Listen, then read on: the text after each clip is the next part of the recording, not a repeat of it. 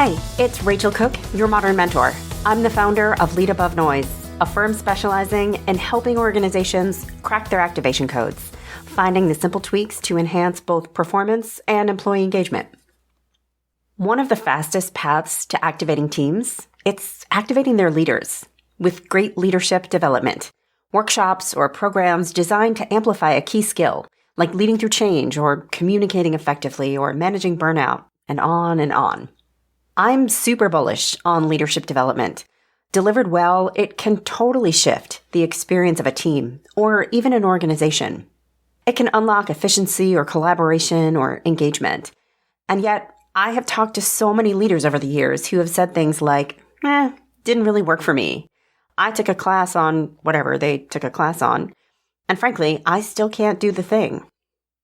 This, friends, is not a sign that leadership development is bad. The truth? It's that the program or the workshop is only the beginning of a journey towards excellence. Learning does not equal doing, and I always make this known at the beginning of any program that I run. So if you've participated in a leadership program or you have one coming up, here are some strategies that you can use to make sure that it works for you. First, find purpose in the doing. There's this episode of Friends, it still makes me laugh. It's the one where Joey keeps dropping these giant words. Totally, of course, out of character for him. The punchline is that Chandler gave him some word of the day toilet paper, and he can't help showing it off. It's cute in a 90s sitcom, but it's a little bit painful in the workplace in the 2020s. Because this is sometimes the thing that happens when leaders finish a program. They've learned a thing, a tool or a framework, and they start applying it everywhere, and it quote-unquote doesn't work, so they give up. But leadership techniques, like long words on paper goods, are not meant to be used everywhere, in every situation. In fact, one of the hardest but most important parts of putting a new habit into practice is knowing when to use it, and critically, when not to.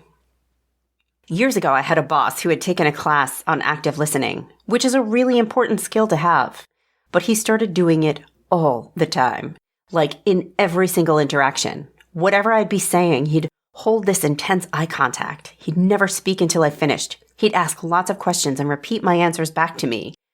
He became like a weird active listening robot. He'd use the techniques when I was sharing a new idea, which was great, but also when I was talking about my weekend plans, which was super weird. So the insight is this. Take a thing you learn in a program and really think about when it makes sense to practice it so that it feels helpful and maybe not so creepy. Next, buckle up for discomfort. When you do a new thing and it feels weird, that's a good thing. So yes, the first time you really implement that active listening or that feedback model or that coaching framework, it should feel weird. And just being ready for that can help prepare you for success. I still remember the first time I spoke on a stage in front of strangers rather than in a conference room amongst colleagues. Oh my gosh, that was so uncomfortable. But I knew that it would be, and I had prepared for it. I had anticipated the ways in which it would just feel weird, which helped me to push through and do it again and again. And now it just doesn't feel weird anymore. And that's the journey, and you've got to be on it. Next, bring the victory line a little bit closer. This bit is all about success and how we define it and how we celebrate it. I once heard an interview with a guy who had lost 100 pounds. He'd been wanting to do so for years. And for years, he kept imagining that journey to victory, which seemed so long. And every time he would give up before he'd begin. And then one day he just decided he was just going to lose 1 pound and then do it again 99 more times. And he would celebrate every single one. It was a mindset shift. Nothing about the work he had to do changed. But suddenly what seemed insurmountable felt simple, repeatable.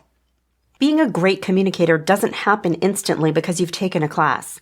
And if that's the expectation you have of yourself, then yeah, you will fail.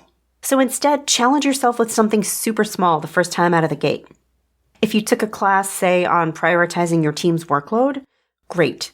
Tomorrow, please do not attempt to prioritize your team's workload. No, maybe start by looking at your own list of priorities and choose one tiny thing you can cross off your list for now. So that's your first achievement. Celebrate it. Then do the same with one member of your team.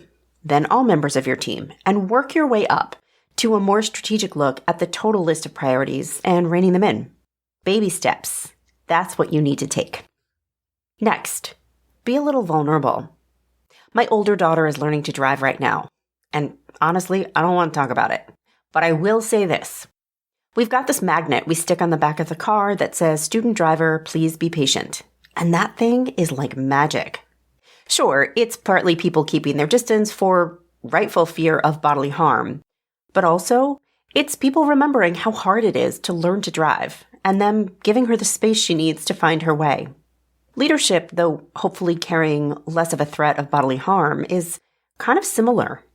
If you've just learned to coach and you come out of the gate hot and blustery, even when you know you're still learning, your team will feel that bluster.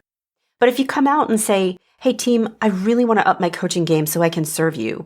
But for now, as I'm learning, I would super appreciate your patience and your feedback," that's going to win you big points with them. Chances are they'll give you both. The patience will give you room to play, and the feedback will help you up your game. So give it a try. And finally, seek out some accountability, because defaulting to the old and familiar is way too easy and comfortable. Doing things in new ways will always feel uncomfortable. You'll fall down, and if no one is watching, why wouldn't you just revert back to the good old days? So grab a buddy or a small crew and create an accountability mechanism. Like, you each need to report to the other something you put into practice each week. Or you claim your victories in a shared Google Sheet. You chase each other, encourage each other, you celebrate each other. It takes a village, so find your village. And next time you decide leadership development just isn't working for you, just give one of these a try and let me know how it goes. I'd love to celebrate you. Join me next week for another great episode. Until then, visit my website, leadabovenoise.com, if your organization is looking to crack its activation code, dialing up performance and employee engagement. You can follow Modern Mentor on Apple Podcasts, Spotify, or wherever you listen to podcasts. Find and follow me on LinkedIn. Thanks so much for listening and have a successful week. Modern Mentor is a quick and dirty tips podcast. It's audio engineered by Dan Firebend. Our director of podcasts is Brandon Getchis. Our podcast and advertising operations specialist is Morgan Christensen. Our digital operations specialist is Holly Hutchings. Our marketing and publicity assistant is Davina Tomlin, and Cameron Lacey is our marketing contractor.